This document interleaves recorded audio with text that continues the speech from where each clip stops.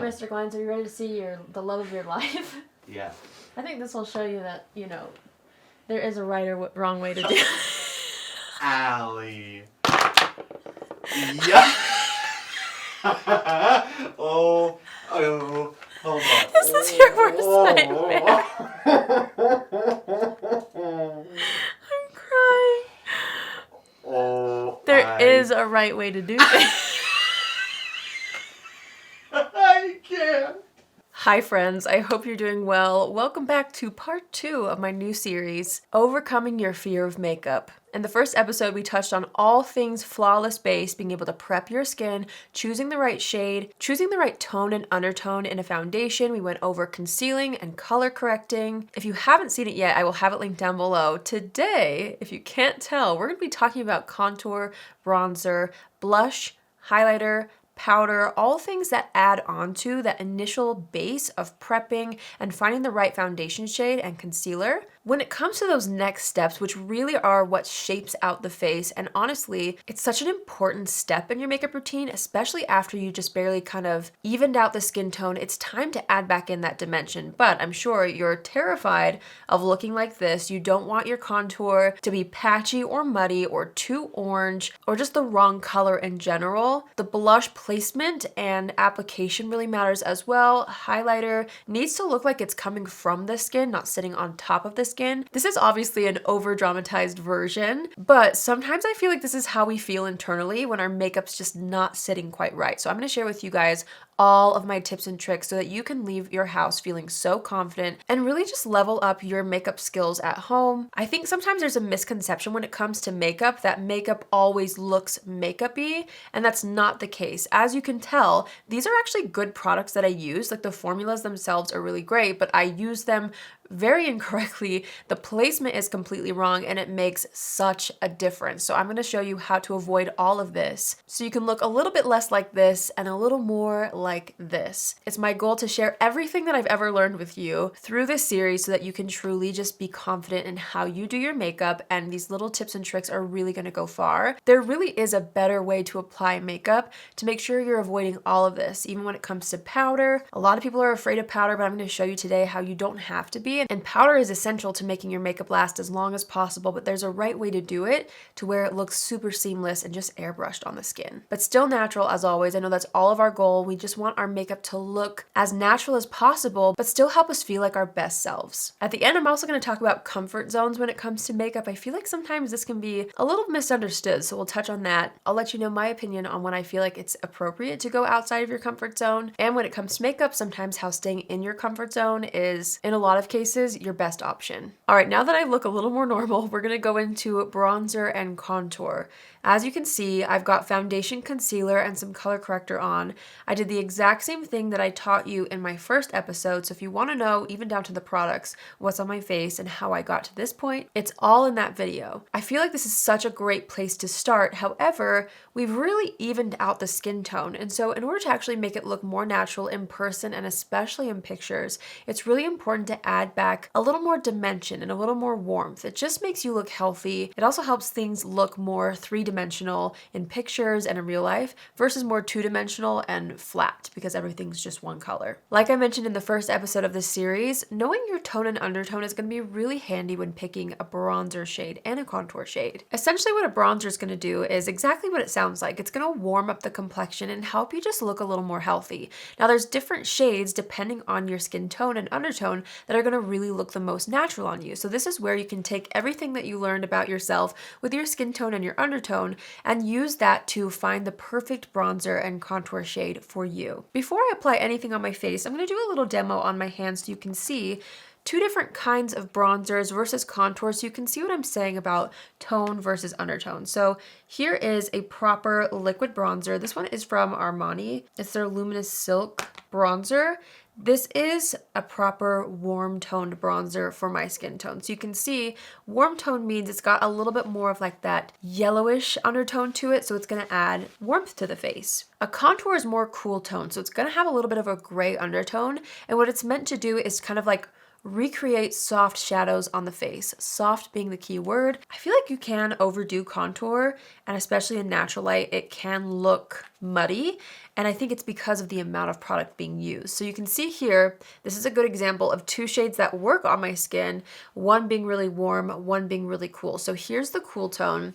You can see, especially compared to this one, it's a lot more gray. This is what's going to give you that shadow. This is what's going to sculpt the face. Bronzer, on the other hand, is just going to add that warmth like you've been out in the sun. For the purpose of this video, I'm going to use a product that I feel like is really easy to use. It kind of takes out all the guesswork for you. And there's a lot of different shades in this range that you can choose from depending on your skin tone and undertone. With that being said, this series is not really focused on products, although I will recommend products as we go. It's more about finding the formula that works for you, but the color is where it really counts. So I'm going to be using this Patrick Ta bronzing palette. So this is a cream contour and powder bronzer duo. However, this shade specifically, this is the shade She's Bronzed, is a proper bronzer shade. I also like to use the shade She's Statuesque, which is more of a cool tone. But for the bronzing lesson, I'm going to stick to She's Bronzed so that I can show you how to work with a more warm toned product versus a cool tone product, which I'll show you how to contour on top of the bronzer. So for me, we're going to start with creams, and you can do this with powders, which I will show you later, but I'm going to start this kind of lesson with creams because I just feel like it's easier to learn this way. So we're going to start out with the cream on the top. So this is going to have a little more warmth to it, and I'm picking this up on a brush. You're going to want to find a brush that has a little bit more of a density to it. That way you can have a little more precision around the face as you create that dimension, but then you can also kind of buff it out as well. We will be using a sponge again like we did before.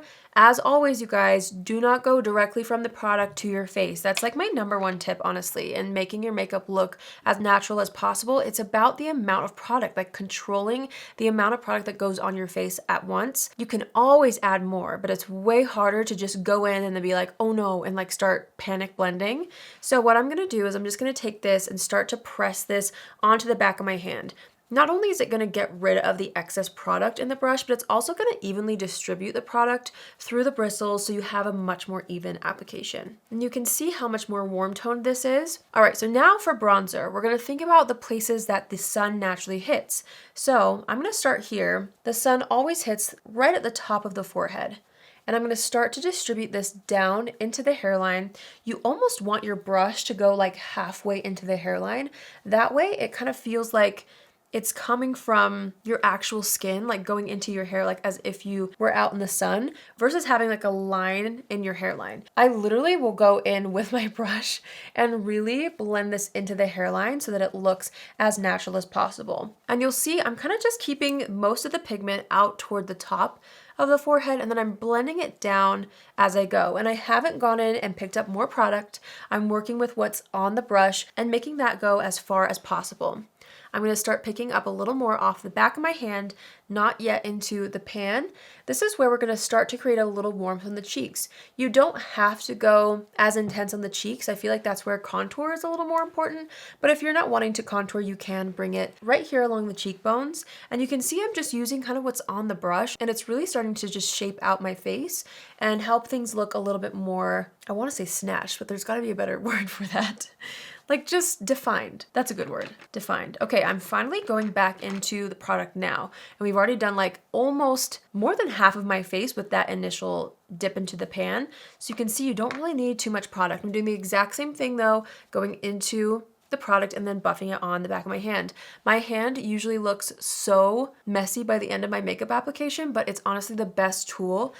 For pros, you can get like a little palette that you can do this on, but there's something for me about working off the back of my hand, also like the warmth of the skin that kind of just like helps the product blend better. I don't know.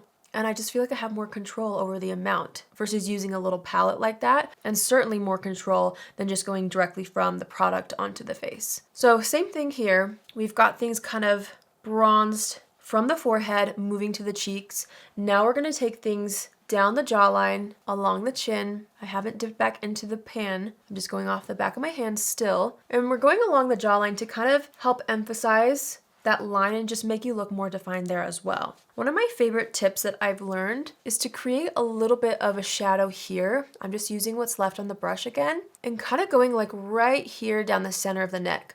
What that's going to do is it's going to cast a little bit of a shadow, not only to define your jawline a little bit more, but it helps you like look more slim. I don't know, it kind of has like a slimming effect to do this right here.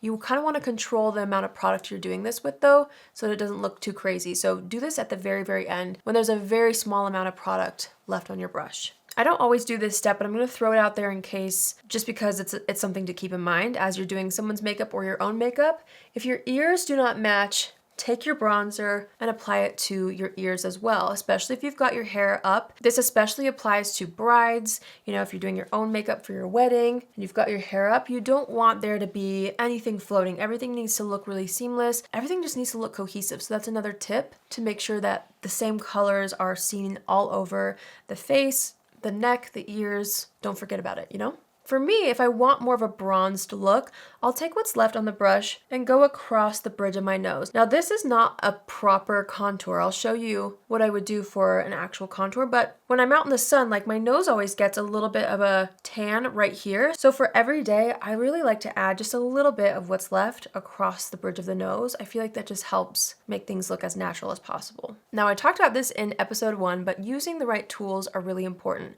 I always go back in with my sponge, and at this point it has a little bit of the foundation or concealer left on it, and I just go around the bronzed areas so that I can really make sure it's as seamless as humanly possible. I don't want any harsh lines. I don't want anything floating. I don't want you to be like, oh, your bronzer looks good. I want people to be like, wow, you look healthy, you know? And that means we've got to make sure there are 0 lines that are showing. But using the brush helped me to intentionally place the bronzer where I wanted it, so I'm still controlling where the bronzer is, so it's going to give me that beautiful sculpt and bronze, but there's no lines to like give it away that it's there. You know what I mean? So here we go. We have our cream bronzer on. I feel like already things are looking really, really nice. I'll show you a before and after from just our foundation all the way up to now, so you can really see how much more it adds to the face. This is a step that I feel like a lot of people might be scared of, but hopefully you can see through that side by side. It's really important, and I feel like it really helps things look more natural at the end of the day, to have a little bit more shape and structure to your face. For some people, this amount of warmth on the skin is perfect, and maybe you don't want to add a more cool tone contour. I do feel like a cool tone contour does help for more special occasions, but it might not be an everyday thing for most of you, which is fine. I still wanted to show you though how you can use both bronzer and contour to really get the most out of the structure of your face. So I'm going to be going in with the e.l.f. Halo Glow Beauty Wand. This is the one that I swatched on my hand to show you how it's much more cool toned than the bronzer that I had next to it. Same exact thing. What we don't want to do is apply this directly to the face. I'm telling you, this is one of the #1 tips. It really makes the biggest difference. So apply it to the back of the hand first, and then I'm going to take this same brush. You can use a different brush, a smaller, more precise brush if you would like, but I find that this one is just fine. And you can see it's a little bit more cool tone, which is going to create that soft sculpt. What I'm going to do is I'm going to find my natural cheekbone, which is right about here, and I'm going to take the contour and I'm going to kind of buff upwards into that bronzer. And the reason why I love to apply bronzer first is because it adds the warmth. Then I'm able to really use a lot less contour to sculpt the areas that I want a little bit more shape, instead of accidentally using too much of like a cool tone contour all over my face first and it just looking a little bit too gray. It's going to be very subtle, but hopefully you can kind of see it emphasized the bone structure of my cheeks right here. So I'm going to do the same thing on this side. I personally also love to create a little shadow right here in the temples because I feel like that helps just emphasize that shape, and it kind of makes your cheekbones pop a little bit when you create a shadow right here, because then it tricks the eye to feeling like it's a little more defined right here, like concaved, I guess. And then that allows your cheekbones to appear a little more forward. That's essentially what we're doing. Contour pulls things back, where highlight, which we'll touch on later, pulls things forward. So that's just a good rule of thumb to remember while you're contouring and bronzing. Wherever you apply your contour is where you want things to be pulled back. I'm going to take whatever's left on the brush and kind of do a little bit of a shadow along the jawline. But other than that, that's really where I like to keep my contour on my face, is just more to like the cheekbones right here. You can also contour around the lips if you would like, and the nose, which I'll show you next. So I'm going to take a little bit of that same product off the back of my hand. This is actually a really nifty tool if you're wanting to do a nose contour. This is from Patrick Ta. It's literally created for nose contour, but I'll show you. I'm getting ahead of myself. What you're going to want to do is kind of create that shape from the brow into this inner part of the nose here, and then you'll drag it down the sides of the nose. This is where I like to be really cautious, and honestly, I'm not somebody who does a nose contour all the time. But if it's a special occasion or if I'm taking pictures, I do like to do these extra steps because I just think it helps me look more polished. We're going to do the same thing to this side. Contouring your nose a little bit helps to just slim the nose a little, helps to create more definition and bring the nose forward as well, so that again, you're not looking too flat or two-dimensional. Contouring your nose depends on your nose shape, and this is something that, I feel like I'm not really an expert at, but I'm just wanting to show you how you can do this if you want to. To me, I feel like it's completely optional. A little bronzer dusted across the top does enough for me sometimes. But like I said, it really can just make you look more polished overall. Hopefully you can see that really helped shape things out. I do like to always take my sponge because my nose contour is something that I really don't want visible lines. So I use the brush to create that precision of where exactly I wanted this to go, but the sponge is going to help me kind of just blur that out a little, so it's a little more soft. Now I'll show you how to do a little bit of a lip contour. This is something that I just started doing more recently. I've heard about it, but I didn't think it was that important until I started to try this on myself. But just adding a little shadow beneath the bottom lip makes the lips appear more full, and slightly on the top lip. I don't like to go ham on the top lip because I don't want it to look too crazy. But once we apply our lip liner, you can see that shadow kind of makes the lips pull forward, which helps them look more plump. Same thing, we're just going around the face, pressing in the contoured area. Just gonna make sure everything is as blended as possible. So there's what everything looks like with a little contour added on top. It's not gonna be a humongous difference, but you should be able to see some sort of a difference when it comes to just the bronzer versus adding a little bit of that cooler tone to add some shadows back to the face and just a little bit more precise definition. All right, everything is looking really, really nice so far. We're gonna take a break on bronzer and contour and revisit that after we do setting powder. So now let's talk setting powder. Powder honestly is so underrated, and I feel like it's something that people are very, very intimidated by, especially when you're just getting into makeup and you don't want it to look patchy or cakey or heavy. I feel like a lot of times people think that it's powder that's going to make them look heavy or cakey, but it's actually just the techniques that you use with powder and the right formula. There's a lot of great formulas out there when it comes to setting powder. You guys know my personal pick is the Huda Beauty powder, but honestly, there's so many great ones out there. The Laura Mercier one is a classic. It's a little bit more of a, I don't want to say heavy because it doesn't look heavy on the skin. It's not as light as this one in texture. Both of them look great on the skin.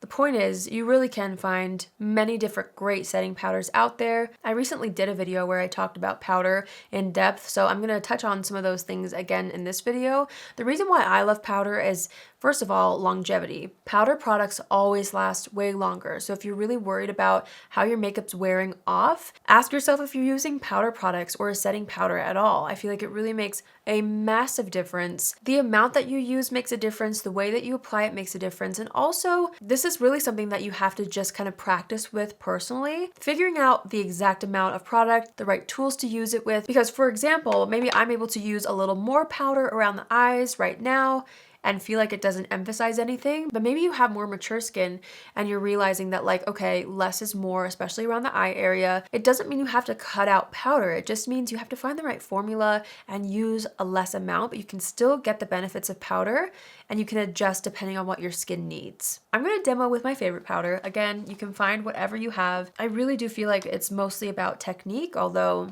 I'm not gonna lie to you and say the product doesn't matter.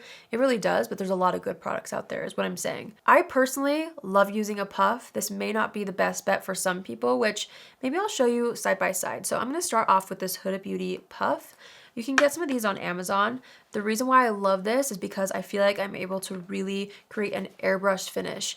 Again, what I'm not gonna do is go directly here and plop it on my eyes. No, I have to control the amount that I'm using. So I always take it and just nestle it into the palm of my hand, and this is gonna get rid of all the excess powder.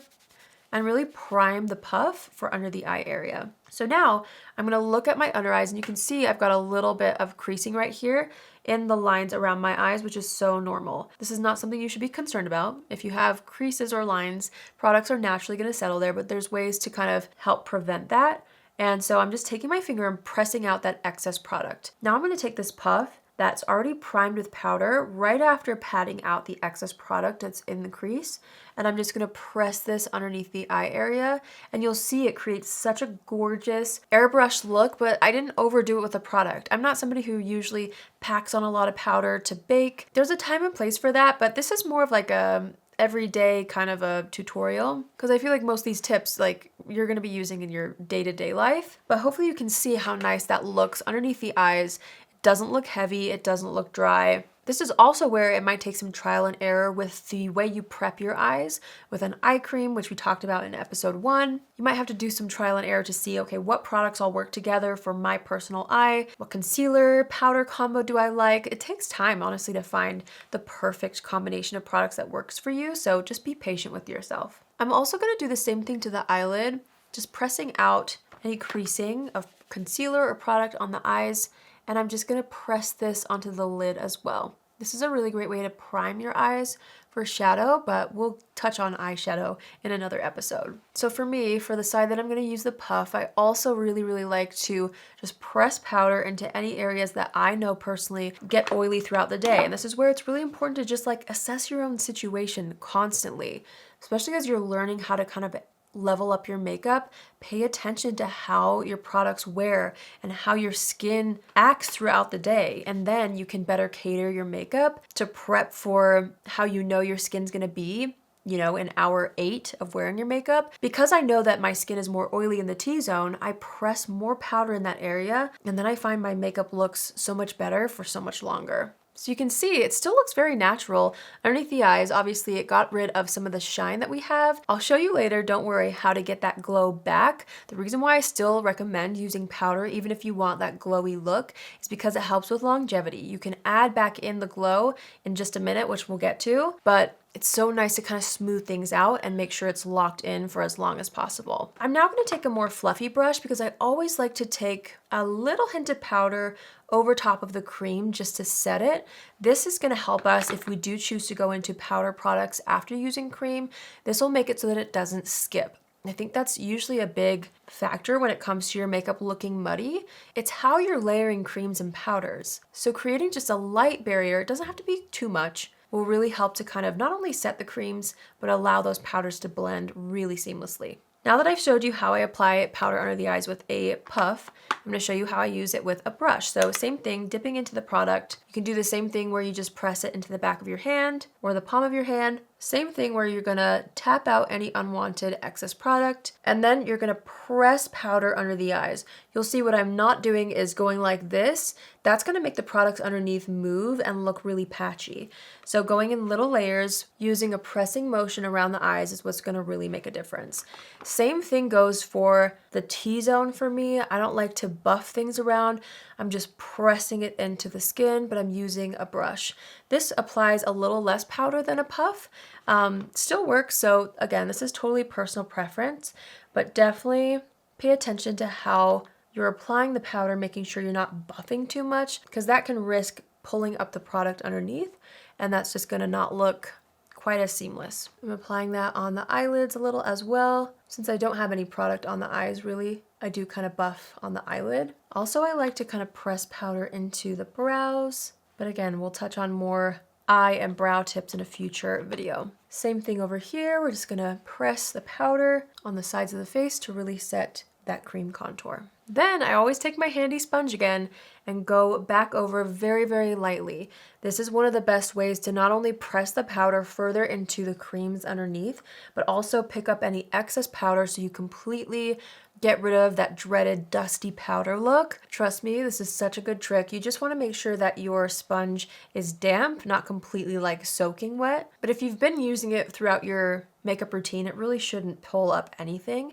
If it's damp and like wrung out really well and then already used with your foundation or whatever, it should be perfect by the time you get to this stage in your makeup. See, I've got powder all over my face, but it doesn't look scary, does it? No.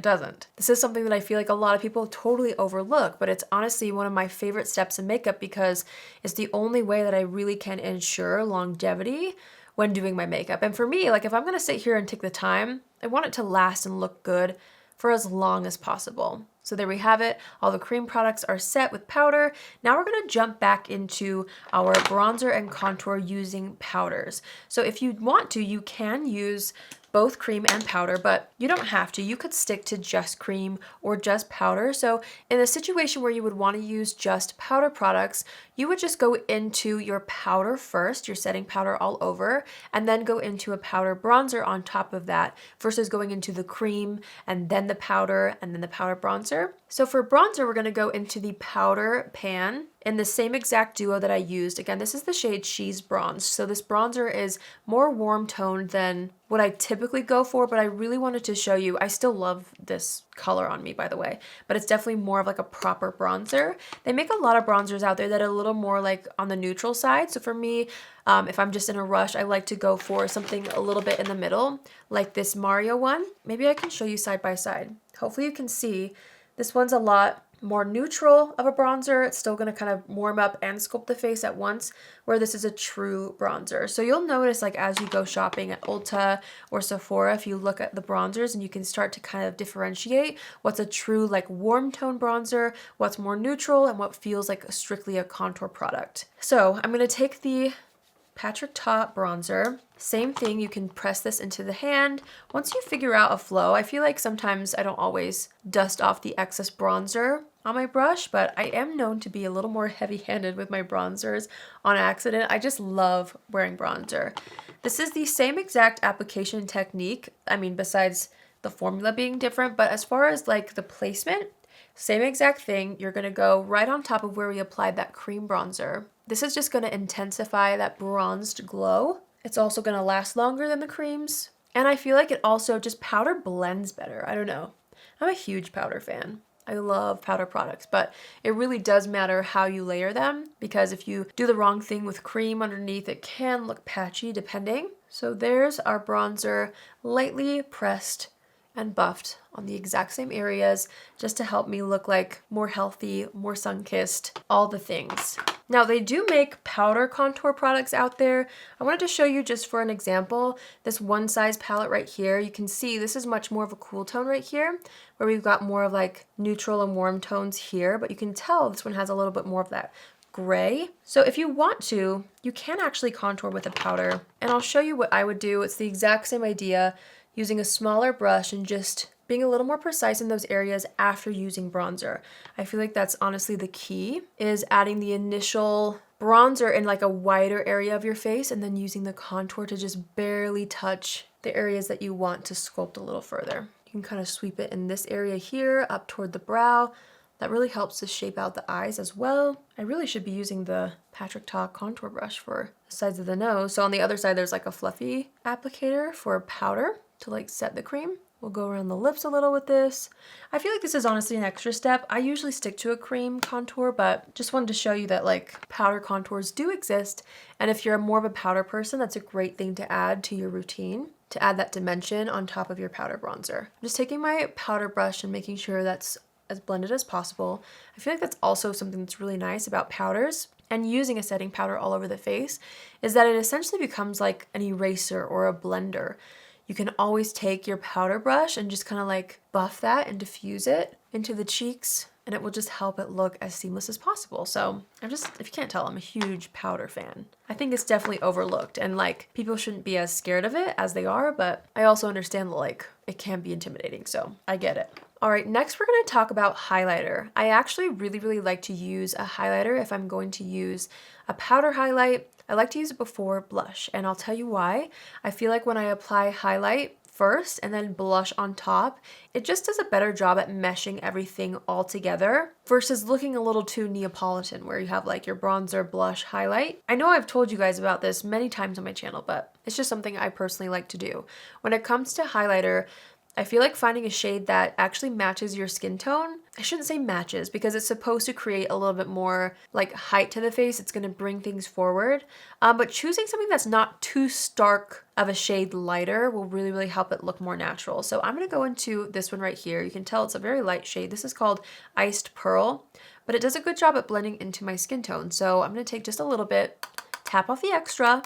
We don't want extra product on our brushes. And I'm going to focus this right here. You can kind of see where my skin is naturally glowing already. I'm going to focus it just there to create that healthy glow. I'm using just a little bit at a time. Again, less is more. And if you're somebody who has quite a bit of texture in this area or maybe fine lines, you can skip this powder highlight situation. And I'll show you another option later that might be better for you, or you can just skip highlighter altogether if you're afraid of emphasizing some of those things. You can see how that just kind of looks like it's coming from within the skin. I'm also going to apply a little bit right here. Now, I don't like to go heavy on the nose highlight. I know that was like trendy a while back. I don't personally like to do it. I just like to keep it very, very light right there. I also like to pop a little bit right here on the brow bone, and you guys know I also like to take it right here above the brow. Again, this is just something that you need to kind of assess for yourself. If you've got texture that you don't want to emphasize, you can skip that. Also, highlighting a little on the cupid's bow really lightly can help your lips look more full. As always, taking my sponge, pressing that in is going to really, really help it look so seamless and like my skin's just glowing, not that I'm wearing a highlighter. So hopefully you can see how that looks. It's just very healthy, like it looks like it's coming from within my skin, which I really, really love. Let's talk about blush. When it comes to blush, I personally am, again, a very big fan of a powder blush. I know creams are all the rage right now, but powder blush is so forgiving. So if you're trying to figure out how to even wear blush or how to make your blush look better, honestly, I would stick to a powder blush first. We can always branch out into how to apply cream blushes later on, but I'm going to show you in this video how powder blush can really just do the most. So going back to your skin tone and undertone, but mostly skin tone, I feel like you can play a little bit with undertones when it comes to blush, but if you have more of a cool tone, you might find that a more cool tone blush is the most flattering on you. So you can play with that and kind of see what colors you like most and what flatters you best just through trial and error. I would say try to find a blush that almost feels a little boring, because I feel like sometimes that can be a great place to start. I'm going to do this demo with an e.l.f. blush. This is the shade Always Cheeky. It's their Primer-Infused Blush. Now this one is a little bit more of a peach tone. I love to use peach, berries, pinks. You know, I feel like I can pull off different undertones because I do have a neutral undertone like I talked about in episode 1. So I feel like that's why some of those more cool or more warm tones can work on me if I use the right amount. But you can tell this looks really light. Like it's not super shockingly stunning in the pan, but I feel like that's a great place to start for me and my skin tone to just make sure that it looks as natural as possible. Brushes are really important when it comes to blush as well. So try to choose something that's fluffy but also gives you precision. Tap off the excess. You can press the excess into your hand as well. And this is where blush placement really matters as well. You don't want to do your blush too low. That's going to pull the face down like you saw in my demo in the beginning. My blush was purposefully placed, first of all, way too heavy, but also lower than what works for my face. This is where that classic trick of smiling to find the apples of your cheeks really, really help. If you're also worried about where to end your blush, a good tip is to follow the pupil of your eye down to your cheek, and that's a great place to know, like, okay, I don't want to bring my blush any further in than this. It's okay if it gets like a little bit further, but you want the focus to kind of be on the most full part of your cheek, which for me is like right here, and have it fade out once it gets to the pupil of my eye. I'm gonna actually smile. It's hard for me to talk and smile like this, but I'll show you. And we're gonna start to apply this on the most full parts of my cheeks. I kind of like to press the powder in, and then I can like buff and diffuse it as I go. But you can see how this color, even though it wasn't as exciting in the pan, it's showing up on my skin very naturally and just gives me like that healthy kiss of color that almost looks like it's coming from within the skin. Like I said, you can play around with more bold colors later, but if you're a beginner or you just want your makeup to look as natural as possible, picking a color that is like this for you, whatever that means, really will help you feel more confident and help you not feel like you look like a clown, for example. I know a lot of people are worried about that. And I feel like when people say, I'm afraid I'm going to look like a clown, they're referring to blush, right? So this is a really great way to make sure that you're not overdoing it. And you can see it just like adds a little hint of color, but it's not like the first thing that you see when you're looking at my makeup. And I feel like these types of colors are really great for beginners and just for every day. I'm going to continue to build it up. I am somebody who loves blush. I'm going to try to like tone it down for the purpose of this video because you don't really need to go overboard. A fun trick that I learned more recently from Makeup by Ariel, who's like Kylie Jenner's makeup artist. He's brilliant, I think. He said, I don't know if it was a reel or an Instagram story, but he adds a little bit of blush right here, which makes sense because just like the bronzer, when you go out in the sun, you kind of get a little bit of like rosy color here as well. So I've been liking to add just a hint of blush. Obviously this is optional. Right here, just to add a little bit more of that like natural flush. You can also apply a bit to the chin if you want, but if you're just starting out, you can keep it to the cheeks if that scares you. I will also sometimes do the same thing that I do with bronzer and take it on the bridge of the nose a little bit for just that more natural flush of color, again, like I've been out in the sun. This is where my powder brush comes in handy again. I always like to take my brush or even my sponge and just make sure, again, that there's no harsh lines. I mean, there really weren't any, but this just really ensures that everything looks super natural. I love how my makeup is looking. I feel like I'm looking so healthy. The foundation really gave us a nice base. We've got more structure and now color to the face. I'm gonna show you a fun trick that I like to do to add that natural kind of cream product glow on top of everything after we've done powders. So now we're like locked in with those powder products, but if you're really missing that cream effect, I feel like this is a really nice thing to add into your routine, and that is a more balmy highlight. So this one is specifically from Victoria Beckham Beauty, but you could use Vaseline. You could honestly use whatever you want that kind of has that dewy reflect to it. I love this one, and I'll just take it on my fingertip, and then I'll just apply that right on top of where we applied the powder. You can use a sponge with this as well. I just get a little more precision with my fingers.